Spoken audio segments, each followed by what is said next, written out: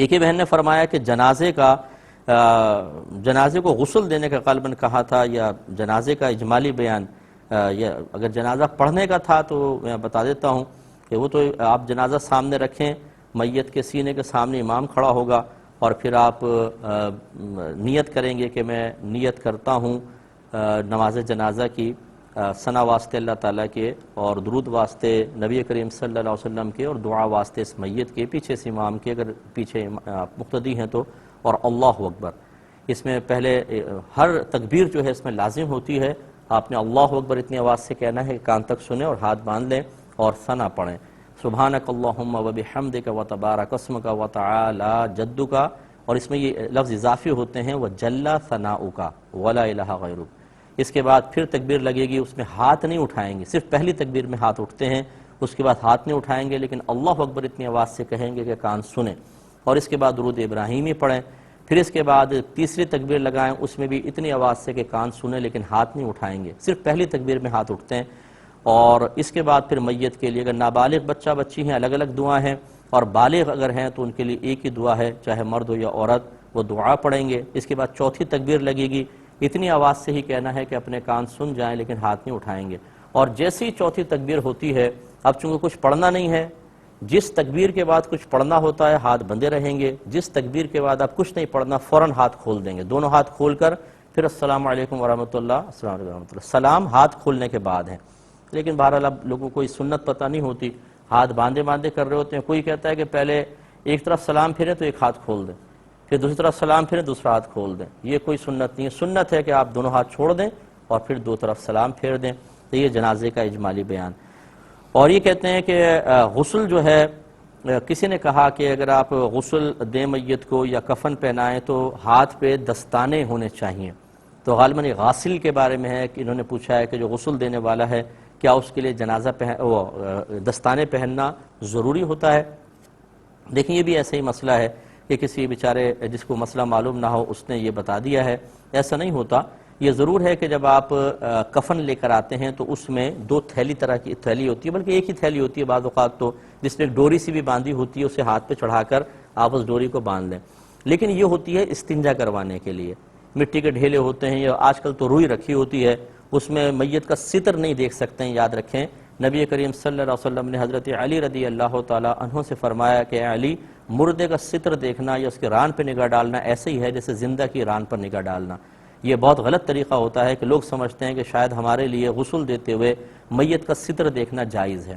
ستر مینز ناف کے بالکل نیچے سے لے کر اور گھٹنوں کے نیچے تک یہ حصہ بدن غسل دینے والا بھی نہیں دیکھ سکتا ہے، اس پر ایک موٹی چادر ڈال کر رکھنا واجب ہوتا ہے، فرض ہوتا ہے۔ جب آپ غسل دیں تو چادر کو اٹھا کر اس طرح کہ نگاہ نہ پڑے اندازے سے اس کے بدن پر پانی اچھی طرح بہائیں گے۔ لہٰذا جب استنجا کروانا ہوتا ہے تو یوں ہوتا ہے کہ چادر ڈلی رہتی ہے اور ایک آدمی ہاتھ ڈال کر مطلب اس کے مقام ستر کے اوپر وہ روئی وغیرہ یا مٹی کا ڈھیلا پھیرتا ہے، اگر کوئی چیز ہوتی ہے تو لگ جاتی ہے، ویسے عموماً نہیں ہوتی کیونکہ جسم اکڑ چکا ہوتا ہے، گرم بھی ہو تو عموماً چیز نہیں نکلتی، لیکن اگر ہو تو استنجا کروا دیں، بس یہ طریقہ یہ ہے۔ پھر وہ گرس اتار کے پھینک دیں۔ باقی غسل دیتے ہوئے دستانے پہننا یہ کوئی سنت نہیں ہے، نبی کریم صلی اللہ علیہ وسلم سے تو استنجا کرواتے ہوئے دستانہ پہننے کا حکم بھی شامل نہیں ہے، لیکن بہرحال اگر کوئی پہنتا ہے تو منع نہیں، لیکن غسل دینے کے لیے لازم نہیں ہے۔ یہ بہن فرماتی ہیں کہ ان کے شوہر نے حج کیا پچھلے سال اور اب دوبارہ ان کا دل چاہ رہا ہے حج کرنے کے لیے، تو کسی نے کہا کہ آپ نے فرض حج تو ادا کر دیا تو بہت بہتر ہے کہ آپ نفلی صدقہ کریں،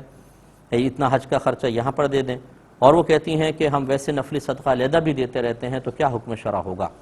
جبکہ دل چاہ رہا ہو جانے کا؟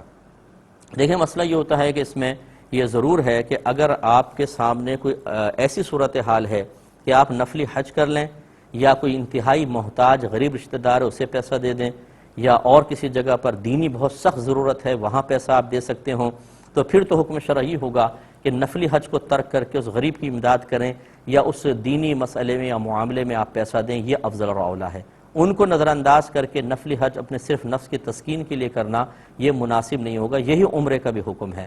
لیکن اگر ایسی کوئی ارجنٹ صورتحال نہیں ہے، بلکہ جو آپ کے رشتہ داروں میں حاجت مند ہیں انہیں آپ ویسے تھوڑا تھوڑا نفلی صدقہ دے سکتے ہیں، دے رہے ہیں، اور دینی اداروں کے اندر بھی دے رہے ہیں، اور ایسی کوئی بڑی صورتحال نہیں ہے، اور اللہ تعالیٰ نے آپ کو پیسہ دیا ہے تو بالکل اگر آپ حج یا عمرہ پھر اس صورت میں نفلی کرنا چاہیں تو کوئی حرج نہیں ہے، بالکل کر سکتے ہیں، کیونکہ بہرحال ہمارے وہ روح کی غذا ہے، عمرہ بھی ہے، حج بھی ہے۔ یہ کہنا کہ جی کیا ضرورت ہے، پہلے آپ کر چکے ہیں، ایک سال کے اندر کتنی انسان سے خطائیں ہوتی ہیں، کتنے گناہ ہو جاتے ہیں، اور اس مقام کی حاضری تو اتنی بابرکت ہے کہ جو نبی کریم صلی اللہ علیہ وسلم کے مزار پہ پہنچ گیا اور آپ کی بارگاہ میں جا کر اس نے عبادت بجا لائی تو اللہ کی رحمت سے امید ہے کہ جو وہاں پہنچتا ہے اللہ تعالیٰ سے گناہوں سے پاک و صاف کرتا ہے۔ اور پھر وَلَوْ أَنَّهُمْ إِذْ ظَلَمُوا أَنفُسَهُمْ جَاءُوكَ فَاسْتَغْفَرُوا اللَّهَ وَاسْتَغْفَرَ لَهُمُ الرَّسُولُ لَوَجَدُوا اللَّهَ تَوَّابًا رَحِيمًا۔ اللہ تعالیٰ فرماتے ہیں حبیب اگر یہ اپنی جانوں پر ظلم کر چکے ہیں تو آپ کی بارگاہ میں حاضر ہوں، پھر اللہ تعالیٰ کی بارگاہ میں استغفار کریں اور یہ رسول بھی ان کے لیے دعائے بخشش و مغفرت کریں تو یہ ضرور اللہ تعالیٰ کو بہت بخشنے والا مہربان پائیں گے۔ تو گویا کہ آپ مزار اقدس پہ پہنچ کے جب سرکار کی بارگاہ میں التجا کریں گے یا رسول اللہ میری بخشش و مغفرت کے لیے دعا فرما دیجئے، سرکار سنتے بھی ہیں اور اس سائل کے لیے اللہ کی بارگاہ میں دعا بھی کرتے ہیں تو مغفرت کے امکانات پیدا ہوتے ہیں۔ اسی طرح عمرہ ہے، حج ہے، نفلی حج بھی آپ کے تمام صغیرہ کبیرہ ظاہری باطنی گناہوں کے بخشش کا ذریعہ بنے گا۔ میدان عرفات میں حقوق اللہ معاف ہوں گے، یعنی ان میں کوتاہی،